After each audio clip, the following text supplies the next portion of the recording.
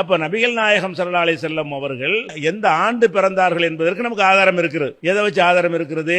யானை ஆண்டில் பிறந்தார்கள். யானை ஆண்டு என்றால் என்ன?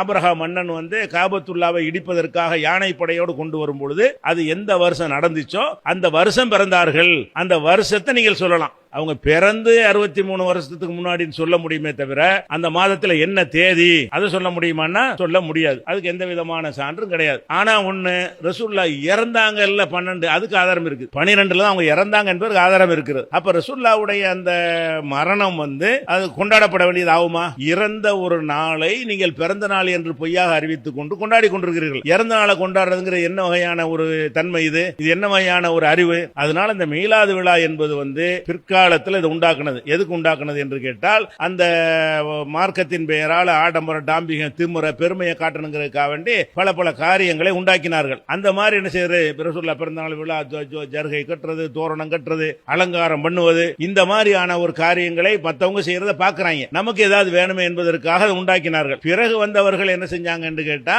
அந்த மீலாது விழா என்பதை ஒரு தொழிலாக, பேச்சு தொழிலுக்காக வேண்டி பயன்படுத்தி கொண்டார்கள். இந்த ரபியுல் அவ்வல் மாதம் 12 வந்துச்சுன்னு சொன்னா 12 நாட்களுக்கு என்ன செய்யும்? டெய்லி பயான் நடத்திக்கிட்டே இருப்பாங்க. ரசூலுல்லாஹ்வுடைய வரலாறு என்கிற பேர்ல ஒரு 95% பொய்களையும் ஒரு 5% வரலாறையும் கலந்து என்ன செய்வாங்க? பேசுவாங்க. இதுக்கெல்லாம் என்ன செய்யுது? மீலாது விழா கொண்டாட பேச வர்றாருல அஜர்த்து, இதுக்கெல்லாம் காசு கொடுக்கணும். நீங்க நாமளே எங்களுடைய இந்த தொண்டியில மீலாது விழா நாங்கெல்லாம் நடத்தி இருக்கோம் இளைஞர்களா இருக்கும் பொழுது. அப்ப பெரிய அசரத்துக்கு நாங்க விழாவுக்கு தேதி கேட்கும் பொழுது டிஎம்ஓல பணம் அனுப்புங்க 1000 ரூபாங்கிற. டிஎம்ஓண்டா தந்தி மணி ஆடுறோம். டிஎம்ஓண்டா உடனே போய் கிடைச்சிரும். 1000 ரூபாய் அனுப்பின பிறகு அவங்க பேசுறதுக்கு வந்தார். அப்ப அந்த காலத்துல 1000 ரூபாய், இந்த காலத்துல ஒரு 10,000 15,000 மதிப்பு வரும். அப்ப அவ்வளவு பெரிய ஒரு தொகையை ஒரு 1 மணி நேரம் 1 மணி நேரம் பேசுவதற்காக வேண்டி வாங்குறாங்களே, அதுக்கு தான் மீலாது விழா. இன்னொன்னு கவனிக்கணும், நபிகள் நாயகமும் மற்ற தலைவர்களும் ஒண்ணா? நபிகள் நாயகம் ஸல்லல்லாஹு அலைஹி வஸல்லம் பொறுத்த வரைக்கும் அவர்களை எல்லா விஷயத்திலையும் எல்லா நாட்களையும் நாம் பின்பற்ற வேண்டும். அப்ப என்ன ரபியுல் அவ்வல் மட்டும் ஒரு நாள் மட்டும் கொண்டாடிட்டு போறீங்க? ஒவ்வொரு நாளும் நம்ம மீலாது தான் கொண்டாடிட்டு இருக்கிறோம். ரசூல் ஸல்லல்லாஹு அலைஹி வஸல்லத்துடைய அந்த ரிசாலத், நபியா ஆனாங்கல்ல, அதை தான் கொண்டாடிக்கிட்டு இருக்கிறோம். கொண்டாடுகிற விதமாக என்ன செய்கிறோம் என்று சொன்னால், அவங்க நகை வெட்டின மாதிரி நகை வெட்டுறோம், அவங்க சுன்னத்து பண்ண மாதிரி சுன்னத்து பண்றோம், அவங்க கல்யாணம் பண்ண மாதிரி கல்யாணம் பண்றோம், அவங்க வியாபாரம் பண்ண மாதிரி வியாபாரம் பண்ணுகிறோம், அவங்களுடைய தொழுகை வணக்கம் எல்லாத்தையும் அவங்க செய்யற மாதிரி செய்யறோம். அப்படியான ஒரு தலைவராக இருக்கும் பொழுது